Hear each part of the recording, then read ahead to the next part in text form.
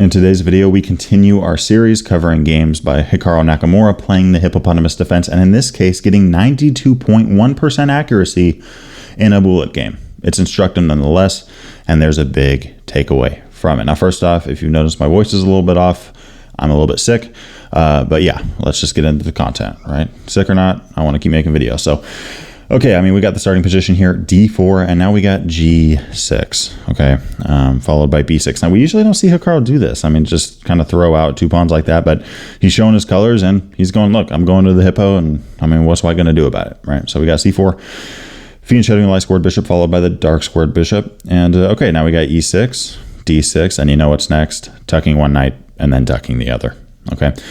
Queen C2 is played. We now have H6 from the grandmaster, attacking that dark squared bishop. And, you know, I mean, this bishop here, if you want to take the knight, go ahead. I mean, that's fine with us. I mean, we're just going to take back with the queen. We now have the bishop pair. We now have a little bit more room to operate within our three ranks at the moment. And yeah, I mean, if White's going to do that, I mean, they're kind of just giving up their advantage, if they have any advantage at all. I mean, I think practically speaking, the experienced hippo player nearly always has the practical advantage. But even according to Stockfish, I mean, if you want to just take this guy right off the board, this is just pretty much just dead even. Okay, so that's one thing to think about. Nothing to be worried about this, right? You just have the bishop pair. Both of your bishops are very active. You're chilling, right? And on top of that, White's going to have one less defender for one of their central pawns, right? If White goes with that. So, okay, H6 is played. We have bishop H4. Here's the thing. My big takeaway, my big lesson, my focus, right, in this video is that when you reach the middle game in the hippo, you have to assess your targets. And most of the time, this is one of the central pawns. Okay, now, sometimes you reach a position where both central pawns are just rock solid, and then at that point, you got to think, okay, can I, you know, make space on the king side? Can I make space on the queen side? But nearly every single setup that the opponent goes with, one of the pawns is going to be a little bit vulnerable to attack. Okay, this is one of those. Notice, I know this is a bullet game, but nonetheless, this opponent is rated 2755 online. Okay, that's pretty good. So, better than my rating. So, that's for sure. So, yeah, I mean, high rated play here. This is something that you could see in a tournament game. Like, no joke. This position here. What do we do now? We look at the central pawns. By that, I mean the pawns on the E and the D files. And we count how many defenders they have. The one with the most amount of defenders is the strong pawn, and the one with the least amount of defenders is the target, right? In this case, E4 has 3 defenders, 1, 2, 3. I mean, we could attack this pawn all we want. White ain't gonna flinch. The pawn on D4, though, if we attack this, White's got to respond. And in fact, the best way to do this here, notice how we just played H6, gaining tempo against the bishop. We're going to do that again with G5, gaining tempo against that bishop. And now we're going to play G4. And just like that, you're going up a pawn against a 2700 rated player online. Okay, that knight has to move somewhere unless you want to lose it. And the second that it does, knight H4 is played in the game.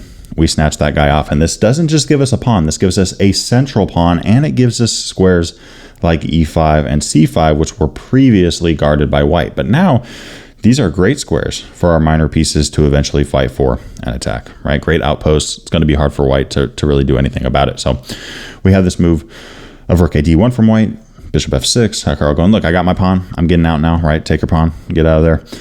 Now E5. Now this is, you know, I'm not going to lie, this is a little bit of a bullet kind of game from White in some sense. I mean, I understand they're down a pawn. They're like, hey, at this point, I just got to start going crazy. But knight takes E5, very sound move. Just take the pawn back. Now we're up 2 points of material. Knight E4 is played. Knight C6. Okay. Whole idea being that black is defending this minor piece. F4 is played, and we now have black start trading down. Now, when you're up in material, you want to trade down. When you're down in material, you don't want to trade down. In this case, we're up material, so let's trade down and make this a simple endgame to win. White here continues to trade with knight takes F6. That's cool with us. We'll just take back with the queen. And in this case, black could have taken this pawn on B2. And I'm assuming if this was a classical game, Hikaru probably would have went with that, but instead we have the move of castling queenside. Still very solid move. I mean, this is, you know, approaching -2 for black. And F5 is played. White just trying to play aggressively. But again, when you're playing the hippo, we've talked about this on the channel. When you're playing the hippo and your opponent's going crazy in the center and they're attacking you like crazy and blah, blah, blah, just lock it up. Where's this pawn going to go? Nowhere. Where's this pawn going to go? Nowhere. Double pawn clamp. Where's this pawn going to go? I mean, I guess he could go there. Where's this pawn going to go? Oh, that's covered. Not to mention if you push all the way up here, like, who cares? All right, so white's kind of out of options here. And we have this move of queen a3. Doesn't really do anything, in all honesty, besides defend the pawn and attack a pawn that's already defended. But now, from Hikaru, we have king b8 followed by h5. I love both of these moves. I think that we can learn a lot from them, okay? Hikaru here didn't put the pressure on himself to start playing crazy attacking chess, knight d4, and start playing heroic and start sacking stuff. He's up 2 pawns. And if you're up a material and you're not about to get mated, you're winning. That's what I tell my students. Of course, you can, make exceptions to that. I understand that. But nearly every single game, if you're up material and you're not about to get checkmated, you're winning, right? Don't get mated. Keep your material. You're going to win. There's no rush here for black. There's really not. So we have this move, king b8, just a solid move, getting this king off the diagonal, which, again, do you need to? No, but are we in a rush? We're not. We're at material. We're just going to play solid chess here. Slowly improve our pieces. Okay, the king's a little bit more tucked away. Nice. We have queen e3. Is this pawn under fire? No, but is it hanging? If something does attack it, yeah. Okay, let's play h5. Right? Let's just solidify this pawn. Very solidifying play here from black. Now we have rook h8. Right, matching that energy in the center. White's going crazy here. Let's go crazy as well. Rook f1 is played. Okay, now we can improve the knight. Right, this is covered. The king's over, all that kind of good stuff. Okay, the knight can get thrown in there. b3 is played. We have d5. Nice little break in the center there from Hikaru. White plays c5, and okay, we're just going to take. And the second you attack it, we're going to defend it. We're now up 3 pawns. They're all defended. King h1 is played. White here just trying to get off of that diagonal to avoid any kind of crazy, cheese type play from Hikaru. But we now play e4, and we are simply steamrolling white in this position. You don't hear that much, right? But, I mean, you hear people talking about, oh, black got steamrolled, the perk got steamrolled, the hippo got steamrolled, blah, blah, blah. In this case, the hippo's doing the steamrolling, right? And honestly, by the way, if you play the hippo correctly, you're not going to get steamrolled, but I digress. We have this move f6, white just desperately trying to get something going. Again, this doesn't really do much, but okay. Knight e6 was playing the game, but I do want to mention this idea, right? And that's that your bishop is not stuck here the whole game. You don't just have to keep it here.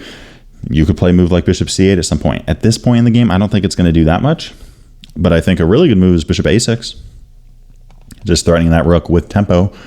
And then once the rook runs away, then you continue with your game plan. Or a game plan, right? But, I mean, this is just a nice little move, improving move, attacking that rook. Okay, so that's something that you can think about. Your bishop is not stuck. Even though you're initially putting it on a fianchetto square like b7 or g7 as black, you don't need to keep it there. It can go to c8 or a6 on the queen side, which is always a good thing to keep in mind because white will really try to lock down that bishop, and they think they did a great job, and then you just play one little move, and guess what? You have an active minor piece. Okay. But all right, knight e6 is played, and the very next move, d4. I mean, this is crushing for black. You can't take that pawn because of this bishop. I mean, talk about an active bishop there, followed by e3. That bishop now cutting all the way down to g2. We have great control of the dark squares. And Hikaru here sees that white can take a pawn, and he doesn't really care because he's playing e2, threatening a rook, d3. Now black's looking at d2, forking both of these major pieces. White plays the move of knight g7, and d2 works, but Hikaru goes, you know what? Why not threaten mate here? Why not threaten mate? Why not play queen c6 and just threaten checkmate on g2? White stops this, and then they resign. Okay, this is it. Because, yeah, I mean, let's just face it. If the evaluation is saying m12 or minus 20, and you're going up against Hikaru, you're not going to win. Right? I mean, it's just not looking good. What would black do here? Just keep steamrolling, keep pushing those pawns.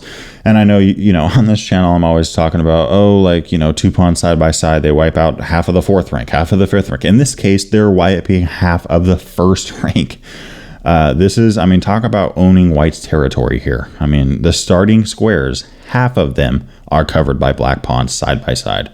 And if you move the rook, okay, we make a queen. Right? If you take, we could, capture back and make another queen if we want to. We could also play queen takes g2 with check, forcing rook captures, and we could take back here, make a queen, or even a rook. I thought I'd add this just for content's sake. Not very often you see 3 rooks, right? Been a while, so you got 3 rooks here, something that Hikaru would do, by the way. Bishop back, we take with the rook. We have 3 rooks, but guess what? This is mate because the rook on g2 cannot move because of our bishop on b7, right? In this position, we have 4 rooks total, both sides, which is pretty normal, but only one of them is a white rook. That's a little bit more rare. Okay. But all right, going back, what are some takeaways? The big takeaway is that you need to look at white's central structure, and it's easy for white, right? From the white side, I mean, it's easy to just kind of develop and think that you're fine here, right? I mean, just develop your pieces, you're castled. Black's not castled yet, by the way, in the hippo. Oftentimes we don't castle for a long time. A little backwards, but it really does work with the hippo because the king's completely safe. But I digress. Okay, white here thinks they're doing fine, but all of a sudden, one little misstep like bishop h4, bishop e3 was much better defending that pawn. But it's hard for white to think about this, especially as the hippo isn't super popular. All of a sudden, the bishop's forced back, the knight's forced to move, and we're down a pawn. And you see the highlighted board as shown. Great game from Hikaru. Keep playing the hippo. Let me know what you think down in the comment section below. Thanks for watching today's video. If you enjoyed it, make sure to hit that subscribe button and that notification bell so that you don't miss out on anything coming your way. And on top of that, I wanted to give a big shout out to my Patreon supporters for the month of November in 2023. Big love to y'all. If you're interested in becoming a Patreon member, you can click on a link down in the description below. And in that, you will see all the benefits, including one in which we recently added, which is actually a once a month session with me, in which case we go over patrons games. I'll see y'all in the next one.